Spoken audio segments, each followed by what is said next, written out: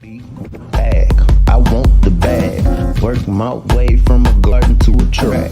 Flip it from a track to a plot full of acres. Do it for the farmers and producers and the makers. What we even here for? Occasionally I ask it. I know it's more than struggling, anticipating the casket. Reap what we sow, trying to fill up my basket. Life's a plantation, I self-law and master. Over the plot I've been granted on this planet. Now it's slanted, cause the chosen been supplanted. But if you overstand it, it was spoken. Fractured, but we ain't broken. Even though some would rather play the role of token, we growing. Black through the essence of a presence. We carry the blood of gods, we carry the mind of peasants. Rich black gardens, future look more like Eden. Multiply seeds like the seed banks in Sweden. Rep my planners on plan according to season. B1 code, switching it up is treason. Black power, family what we eat. Either we get fed or we feed. B1AG. Copyright disclaimer under Section 107 of the Copyright Act of 1976. Allowance is made for fair use for purposes such as criticism, comment, news reporting, teaching, scholarship, and research. Fair use is a use permitted by copyright statute that may otherwise be infringing. Nonprofit, educational, or personal use tips the balance in favor of fair use. What's going on? What is growing on? What is growing on?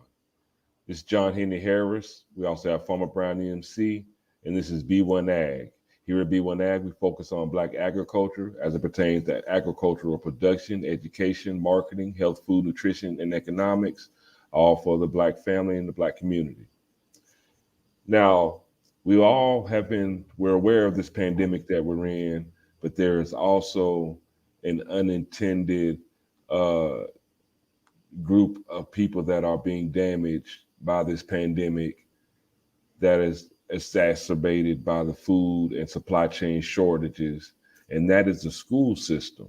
And we're not just talking about, the kids that have to stay home or have been forced home, to quarantine, or school districts, closing down. We're talking about the fact that so many of these children that do attend school, they literally depend on these school lunches for their sustenance on a daily basis. For some of these kids, their school lunch is their only guaranteed meals for that day. And that is being hindered and challenged all across the country at this moment.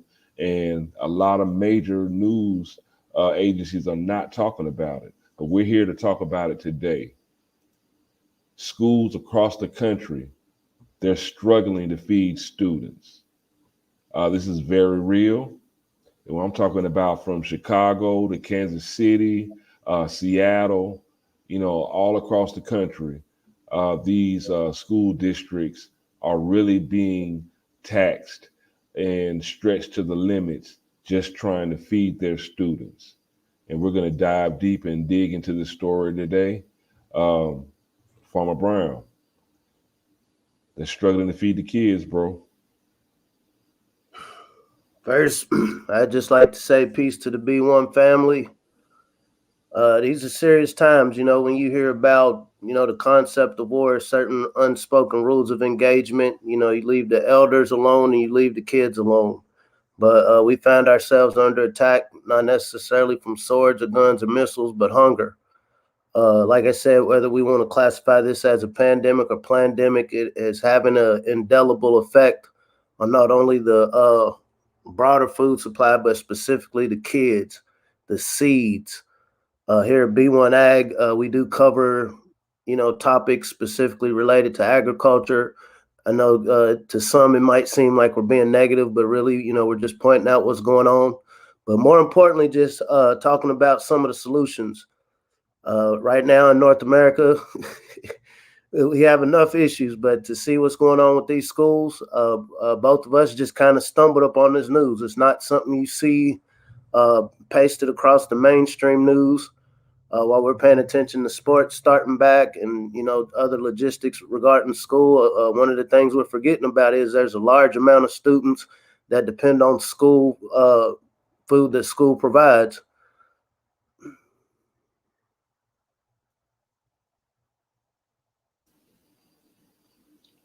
Now, before we jump into it, please like, share, and subscribe. Like, share, and subscribe. Like, share, subscribe. We got to get our people talking. We need to get our people, our family, we need to get everyone talking about this food. This food affects everything. Everything that we do in this society revolves around or passes through food. Food is the foundation of everything we do. If we don't eat, there's nothing else going on, not even living. So let's get this conversation going. Let's get this conversation growing, and let's make it a larger conversation amongst everyone. We need to talk about this food, where our food comes from, what's in our food, and also the fragility of our food system. Our food is under attack, and we'd rather be solution based and have solutions, a way out, trap doors, however you want to call it. We want to have mechanisms in place to make sure that our most vulnerable, which is definitely our children and our elderly, as well as ourselves, are fed. We have a place at the table to eat. So like, share, and subscribe. B1AG Daily Bread Podcast. I'll see YouTube search bar. Like, share, subscribe. Let's make this platform grow. Okay, now back to the subject at hand. Schools across the country are struggling to feed students. Again, this is not being covered by your national media sources. However, local media from these cities are talking about it. And we just like to show you one report from Kansas City that talks about this pretty disturbing trend that we're seeing across school districts across the country. We're not going to have enough food for kids in school. It's a shortage that's being felt all over the city. Another district just had to serve meals yesterday with no milk at all. North Kansas City and others putting out a plea on Thursday. We need intervention. The district says the days of menu selection and choices are gone. So far this school year, they're barely getting enough food to get through the day. It's corn, it's broccoli, it's hamburgers. The result, many area districts now having to buy food from wholesalers like Costco and Sam's. They add the USDA has given them more menu flexibility due to the shortage, but that's not getting them any more food. So they don't have enough warehouse people to pick the food. They don't have enough truckers to deliver the food to us. North Kansas City has 21,000 students. They serve more than 8,000 breakfasts every morning and more than 14,000 lunches daily. This is just one district nationwide dealing with this huge food shortage. Well, if you can get 20 cases at Sam's, that seems like a lot, but we need hundreds of cases for just one day. Some families say they're adding more to the backpack when their kids leave for school. We kind of pack their lunches. And if supplies don't start filling up soon. We have actually called Pizza Hut. From 2 days a week last year to now 5 days a week this year. It is absolutely breaking the budget right now, but the kids have to be fed. In North Kansas City, Alan Show, KMBC 9 News. Enjoy no hidden fees. This is a real issue, y'all. And just to give you some numbers, because now these numbers were taken from 2017 and 2018. Nearly 22 million low-income children participated in the National School Lunch Program on a typical day during the 2017-2018 school year. 22 million. That's across the country, 22 million children. Nearly 97,000 schools participated in the National School Lunch Program during the 2017-2018 school year. That's a lot of school districts. That's a lot of children that are being affected right now that are some of the most vulnerable. They're low income. So a lot of times they depend on those free lunches or reduced lunches. Those are a lot of times their only guaranteed meals for the day. You had pointed out that's pre-pandemic. And so what do we have going on now? So as of Labor Day, 7.5 million adults, the pandemic relief is going to end. The extended unemployment relief is going to end as of Labor Day, 7.5 million people. And so, you don't have to be a mathematician to realize with this 7.5 million people, I imagine this is the parents, the guardians, in many cases, the grandparents of these 22 million children. And so, and this is during COVID, in the midst of Delta transferring into Mu, so to speak. This is a very serious situation, family. If it was 22 million in 2017, 2018, then I would imagine that's about up to 23, 24 million now. This isn't an issue that, it's as simple as somebody stroking a pen. As the lady had said in the news report, the budget, the USDA said, yeah, y'all can expand what it is you serve to them. But that's not even the issue. The food isn't available. They're having to resort to fast food, Pizza Hut. I remember growing up, Pizza Hut was cool. We had Little Caesars, when we had school pizza. But saying that to say, that's not a healthy meal for, children. But, when you have a shortage on meat, for children that eat meat, when you have a shortage, like she said, on broccoli, certain fruits and vegetables, once again, where are some of these kids going to get this nutrition from if they're not getting it from school? One of the things that this pandemic has, kind of exposed about North America, there are a lot of well-meaning parents who just don't have the means to provide a full, healthy meal for their children every day. It's not disparaging on them as a person, more so that, okay, we're in a system where, rent for efficiency in places like New York is going to hit you about $1,500, $2,000. Even in Lexington, Kentucky, you are lucky to find something under $900 a month. Not to mention food prices are going up because of all of the other international disruptions within the food supply chain. Last week, we were talking about Cisco. This is one of the largest wholesale food suppliers. They're saying that the demand is way higher than what their capacity is to fill it. And so this is when they're talking to the restaurants, this is their conversation with the grocery stores. And so once again, you have this perfect storm of these calamities hitting. And the worst thing about it is that's affecting children.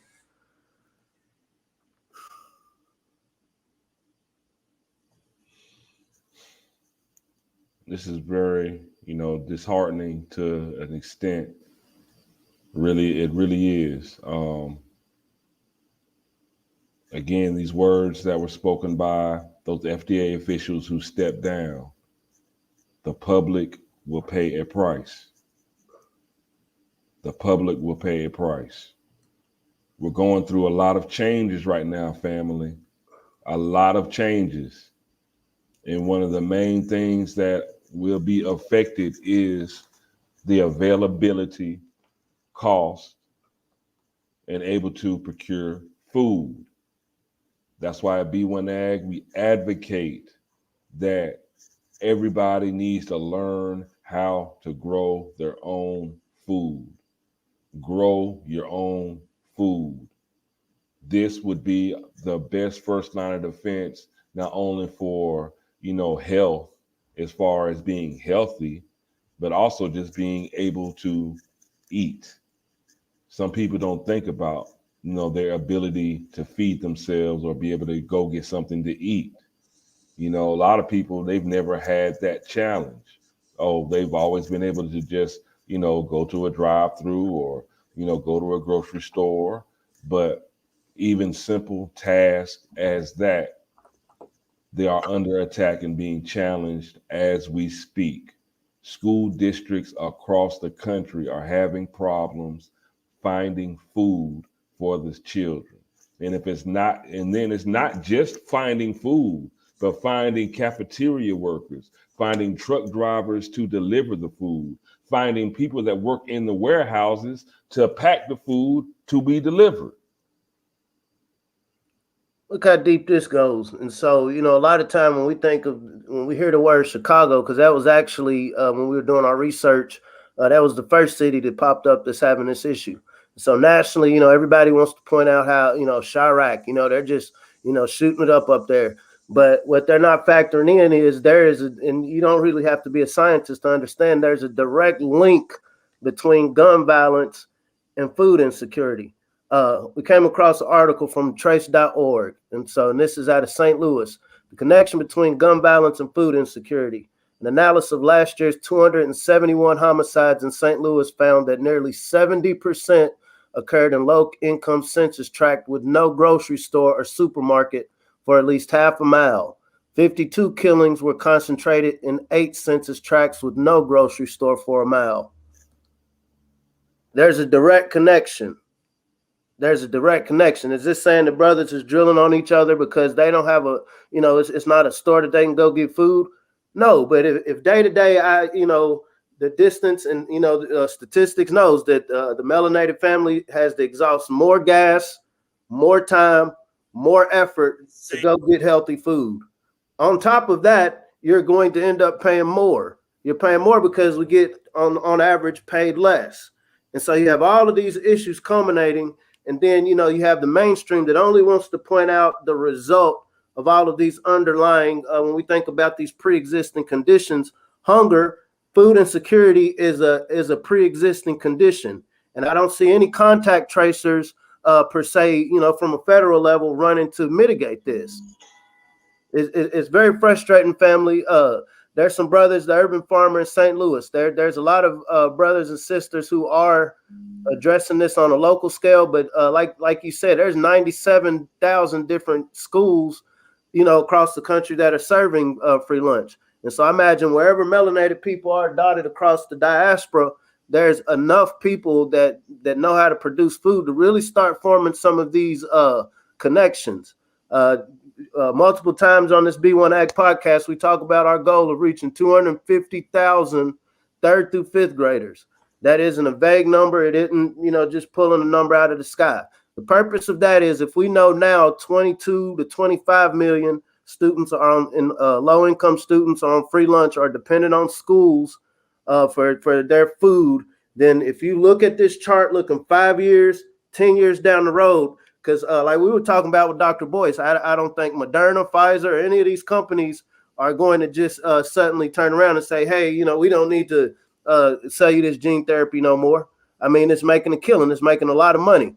Same way, a lot of teachers right now, when you're talking about the shortage of workers in the cafeterias, the school buses, they're not with it. They're like, hold up, all of these cases are suddenly going up, and now y'all want us to just run back into the classroom. I remember last summer when all of this hit, and then this kind of ties into solution opportunities. When all of this hit, it was the bus drivers. It was some of those teachers, some of the community organizers who came together, and they were working with the bus drivers to distribute the meals to the kids. This is, when everything first started jumping off. But those same bus drivers didn't come back in fall 2021. Here in Lexington, they're talking about, hey, they were getting paid like $18 an hour. They're talking about trying to pay $30 an hour, and it's still not bus drivers coming. And so when you have this dynamic, okay, you have caring teachers. I guarantee every one of these institutions have at least 5 caring teachers or caring personnel that's willing to put the meals in their car and distribute them. But if you're trying to distribute this to 22 million people, 22 million kids, can you understand the logistics of this? So once again, when we talk about all of these, these basic parts of a food system that the melanated family can seize upon right now, am I saying that, black farmers can supply all of these 22 million kids and all of these food shortages? That's not what I'm saying at all. But does this present an opportunity? Because when you think about the CARES Act, I know a lot of these cities are getting hundreds of billions of dollars or hundreds of millions of dollars for problems such as this. One of the technologies with that is, so if you have to have been in the game for about 3 years, if we're specifically talking about food security, distributing food. And so maybe you as a producer, you've been in the game for 4 or 5 years, but you don't necessarily have a nonprofit. Okay, this is where you make a partnership with, because you need a fiscal agent to go for these grants. And let me put a thumbtack in that. We're not going to get grant funded out of this problem, but to specifically identify some of the resources available. And so what you have is you have a network of producers, farmers. These are rural farmers. We know that y'all said y'all missing out on hamburgers. Okay, who's the brothers that got livestock? Okay, we see that y'all are low on broccoli, vegetables. Who are the vegetable producers? Are we working with the urban farmers that can do your greens, your short harvest crops closer to the city? From that, okay, do I have a partnership with some distributors? Maybe you distribute newspapers. Maybe you work for a company and you distribute something else. Hey, boss, can I rent these vehicles? Pay for the insurance, or maybe this is something you can write off. But there are definitely some non-conventional conversations that people in these different regions can have to be able to address this directly. Because it's not that the producers don't exist. They do exist. It's not that the nonprofits who are looking for ways to engage the community and help their community, they exist. It's not that there aren't urban gardeners, urban farmers, all spread throughout these regions that are looking for ways to reach more people. And so once again, here at B1AG, this is why we try to have this conversation. Obviously, we love to reach out and connect with people, but we're trying to talk about what are some things that can be applied in all of these regions. I'm pretty sure there's a lot. I know a couple of brothers up in Chicago right now that I know with their organizations they're trying to address this. But I mean, you're talking about, okay, maybe what I'm doing, little old me, maybe I can reach 20 kids. In Chicago, there's tens of thousands of kids alone. Then you go over to Cleveland. Then you go up to Detroit. Then you go down to Cincinnati. Then you go over to New York, Pennsylvania, Pittsburgh, the DMV. Then you go down south. These are, and what I know is there's 69 million students just on the east side of the Mississippi River alone, right? And so when you think about, if you want to really break it down to numbers, it's literally identifying the farms that have capacity to grow, whatever it is these schools are saying they're missing. From there, identifying who are the people that have independent independent shipping operations. I know a few brothers that they have their own trucks, they have their own semis. We see a lot of strikes going on down in places like Australia. Looking in the crystal ball, eventually that's going to come up here. As far as, a lot of mandates, gas prices rising for the truckers. And so once again, this is where, when we think about the concept of crowdfunding, it's getting past funding one individual or one organization versus, okay, bringing a conglomerate of proven people together to fund these broader projects. Like I said, personally, I feel like teaching 250,000 third through fifth graders would be invaluable for the longevity and perpetuity of what we call the melanated people in North America. Because what those third through fifth graders now represent, who right now they're in the midst of this, these are the ones that are missing out on the food. And so if they can see the elders, the older people in the community come together and put something together, man, them brothers, them sisters, they came to school with these bags, these food bags, call them cool names. That will leave an indelible seed in their mind. This is what opens up the space for the conversations to be had between the OGs and these young kids. Yeah, see what I just did? Yeah, you see me out in the hood, but what I did was, man, I connected the people to grow this, and I connected the people to drive this. I connected with the buildings over there that can store this. I connected with the chefs over there that can pre-prepare this. I worked with some of these nerdy cats that understand the science of how to package it, airtight, and I was able to ship it to you. Now, learn how to garden, learn the concept of producing, and, we create these pipelines. These become at-home curriculums. But saying that to say, we're going to have to think outside of the box to address this, because I guarantee you, we see how effective, governmental mitigation is when it comes to our hunger. This is something we're absolutely going to have to address ourselves if it's going to be resolved. It's called building community resilience. This is what is needed. We're going to have to build our community resilience, which is a fancy way of just saying, look, we're going to have to work together, y'all. We're going to have to work together. Now, me and Farmer Brown, especially in Lexington, we've seen schools that are focusing more on agriculture. There are schools that are actually teaching their kids how to grow food at school. And this food that they're growing is helping to add to the food system in that school. These kids get to eat the food that they grow. This is going to have to become more of a thing. We're going to have to build our community resilience. We're going to have to get more people in the community growing their own food. Urban gardening, urban farming, vertical gardening, vertical farming is going to have to become more of a thing. It's a necessity at this point. And like I said, schools across the country are struggling to feed their kids. I don't know about y'all, but how many of y'all seen those Snicker commercials? And those Snicker commercials, when the people get hangry, when they get hungry and angry, they're angry because they're hungry. Could you imagine what 22 million hungry people look like? Do you think they're going to be asking for food? When you're really hungry, I'm not talking about, oh, I haven't eaten since this morning. No, I haven't eaten in a day or two, or a week, or 4 or 5 days. Do you think these people are going to ask for food? They're going to come take your food. They might make you out of a meal. This is very serious, folks. This is very serious. I have one more video I'd like to show y'all. This is not, we're not fear mongering. We just like, look, we got to get ready, y'all. And this is serious. And the kids, these are the kids. We've got to protect the kids.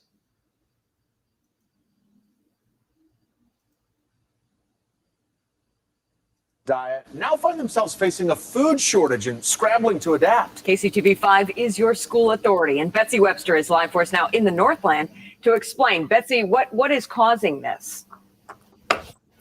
Well, you remember how COVID caused supply chain challenges with grocery stores and restaurants? Well, now it's schools getting hit, not just here at the North Kansas City School District, but across the metro and even the nation.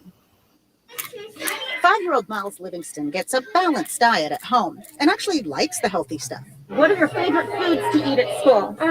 Pineapple. His mom is now concerned that won't happen in the cafeteria. Making sure families have adequate food is huge, and especially if kids can't get that at home. We are definitely in crisis mode, and it's just pure chaos. We're trying to find the food. Jenna Knuth is North Kansas City Schools Director of Food and Nutrition Services. Not being able to offer fruit and vegetable is absolutely heartbreaking. She says kids in North Kansas City schools are not going hungry, but menus will change on the fly.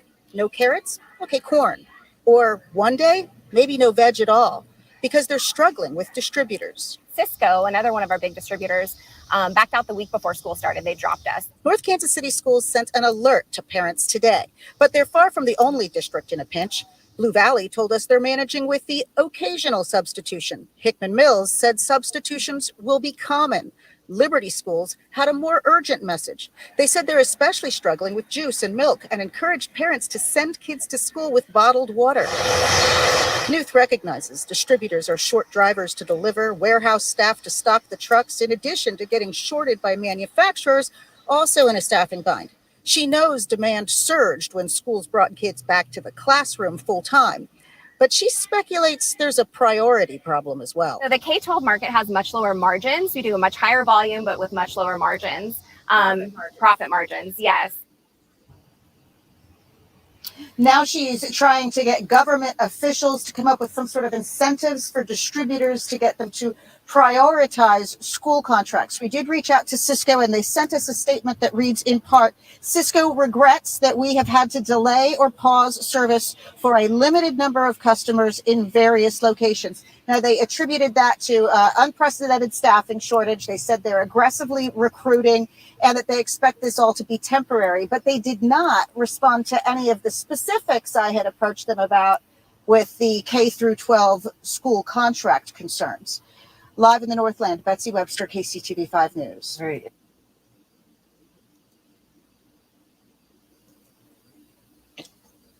I hope y'all didn't let that word priority just go over your head. Profit margins, priority. Cisco, they're not in the business of social work. They are a for-profit company. So, look, those kindergarten schools, the elementary schools, their profit margins are lower. Even within that, the schools where it's typically a lot of melanated people are even lower. Exactly. We throw that word prioritization in there. Melanated people, we've never been a priority when it comes to getting a fair share or equity in a lot of things, especially when it comes to food. A majority of these empty shelves that we see are in melanated zip codes, melanated area codes. we're going to be the last ones to eat. That's why we push and push and push every episode, every podcast, every video. We got to grow our own food. We've got to learn how to grow our own food. We need to get to teach 250,000 melanated young scientists, young men and women, young boys and girls, how to grow their own food. We need to get them to learn how to grow their own food at a very young age. These are going to be the kids that are going to be feeding us in the future. It's imperative that they learn this survival skill of growing their own food. And it's imperative that the community teach it. Some things you can't leave to chance. We've got to make this a priority in our community. Again, this is called, the fancy way to put it, building community resilience. We've got to work together. We need more community guards. We need more people just growing food in their backyard. We need people that have these trucks and these food trucks. It's time for us to mobilize in our own communities to make sure that our children, our babies, got some food to eat. They're going to be one of the first ones. They're one of the first ones that's being affected by this. Labor Day is what, Monday? Labor Day is Monday. 7.5 million people are going to lose their unemployment relief payments. That's 7.5 million people that have less money to try to feed their families. These schools across the country are struggling to feed their kids that pay for lunch. Now, this is from, again, these statistics are from 2017, 2018. Nearly 22 million low-income children participate in the National School Lunch Program. And that's 3 years ago, 4 years ago, before the pandemic. Again, what do you think 20, 30 million hungry people are going to look like? You've seen the Snickers commercial when people get hungry, they get angry. What do you think 30 million hungry people are going to look like? Maybe I'm petty, man, but I just can't think. Like I said, we knew food insecurity was an issue. We've been talking to that since, we've known each other. But really to, put it in perspective, because, we throw this 22 million word around. These are real human beings. These are people who wake up in the morning. At least one person in the world loves them or they love somebody. These are people that got aspirations. And these aspirations, just like a plant, if you don't water it, if you don't feed it, guess what it does? First, it's going to compete with all the roots around it. And this is what you're talking about, that hangry, that pull up summer. And then when all the roots around you are dead, guess what happens to the plant? We have all of the potential. We have all of the resources as undermined as we are as a people. We have everything we need to change this dynamic. And it doesn't take anybody's legislative pen. It doesn't take anybody's altruism. It doesn't take anybody's grant. It takes us being like, you know what?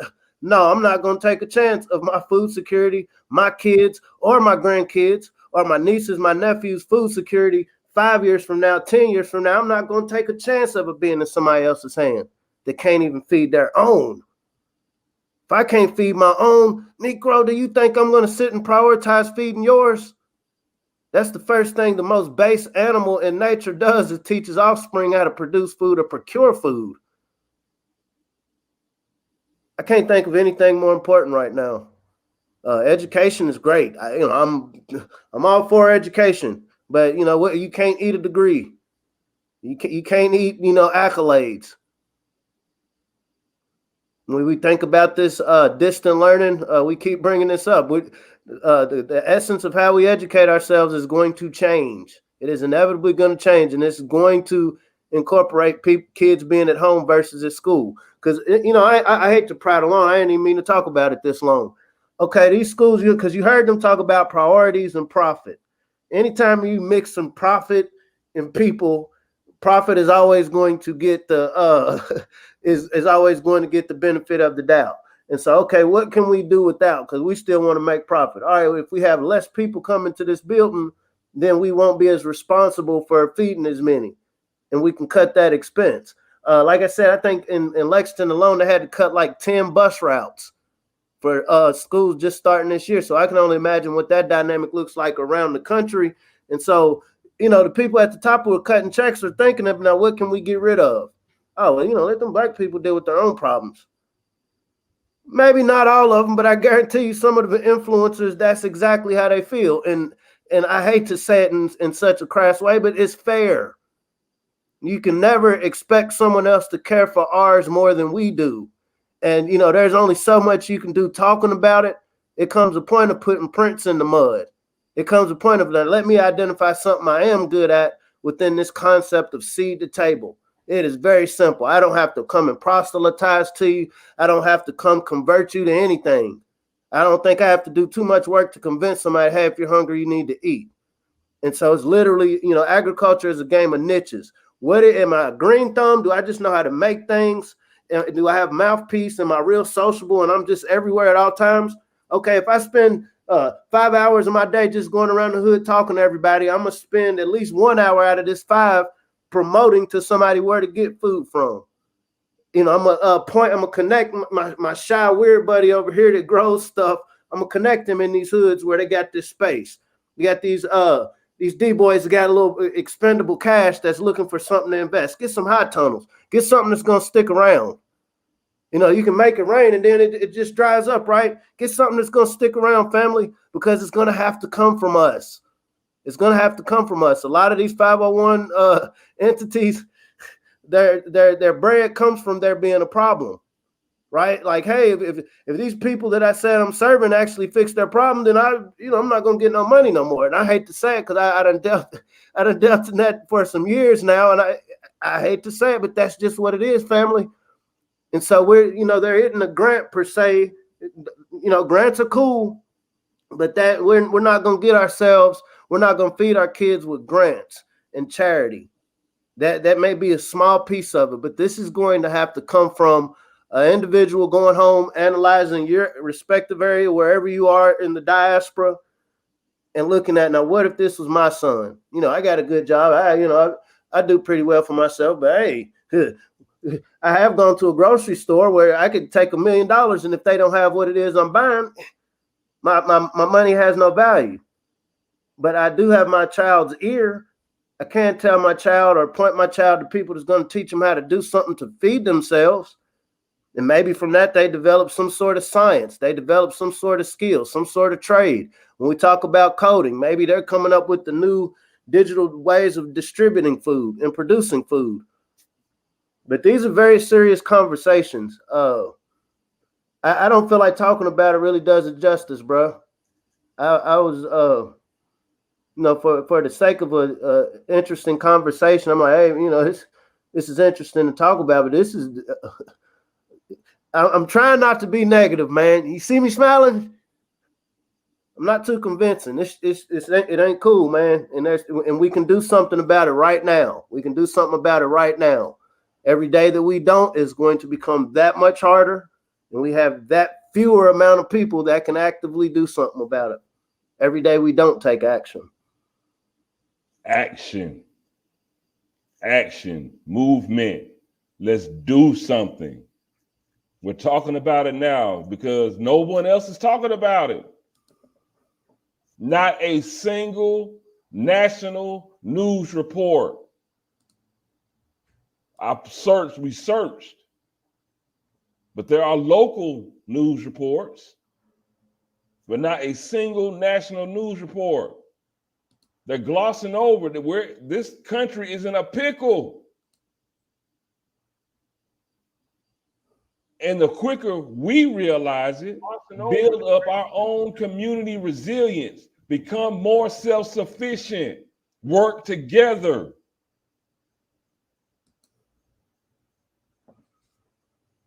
There was a meme. I seen this meme. It's like, you know, it's like if you don't, it basically says something like, you know, if you don't pay attention to the poor will have nothing left to eat except for the wealthy. It's getting that serious, y'all. Let's build our community resilience. All these churches. If you go to your church and say, "Hey, church, I don't care what religion you're in. Hey, church, we got this land over here. Let's go ahead and start growing some food at this church, and let's supply food for our own food bank for our own members of our church." Let's take this Sunday school offering from one Sunday and pay one of these local farmers for some CSA shares, at least for the some of the elders and some of the families that have kids, just to test it out. And if it works, expand it to maybe, you know, two Sunday school offerings out of the month. If you're at a private school, charter school, hey school, we see that our food security across the nation is being challenged. Let's start our own garden at school, and let's keep adding to it and adding technology to it to see how much food we can actually grow. We could even eat this food ourselves. Let's do the milk crate challenge. Let's find whoever was the plug to find all of these milk crates for that challenge. Let's see which school can grow the most in the smallest space. And instead of y'all giving charity, hey, y'all just, you know, pay for the produce that's produced. Motorcycle clubs. Hey, fraternities and sororities. Hey, frat. Hey, sorors. Why don't y'all put some of this money into buying some land or buying some seeds or sponsoring some community gardens? Let's grow some food. For the kids, if nothing else. If nothing else. You know, I ain't into, you know, supporting a grown person, right? I get it. But kids, they can't do, you know, what else are they going to do? They can't feed themselves. The public will pay a price. All these decisions that our government is making, the inaction of us as community members, civilians, the public will pay a price. Let's grow some food.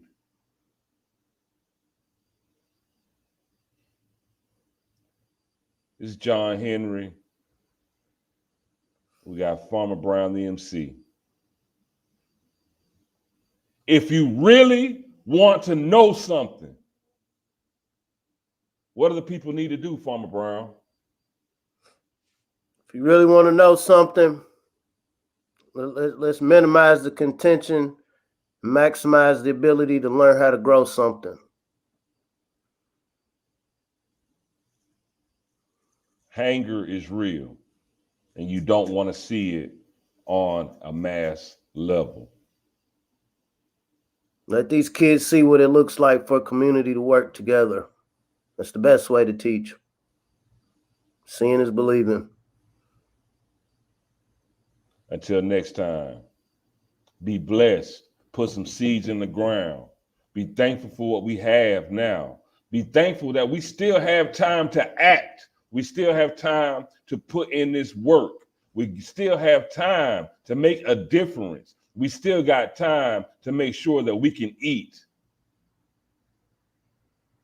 Let's get to work. Peace out.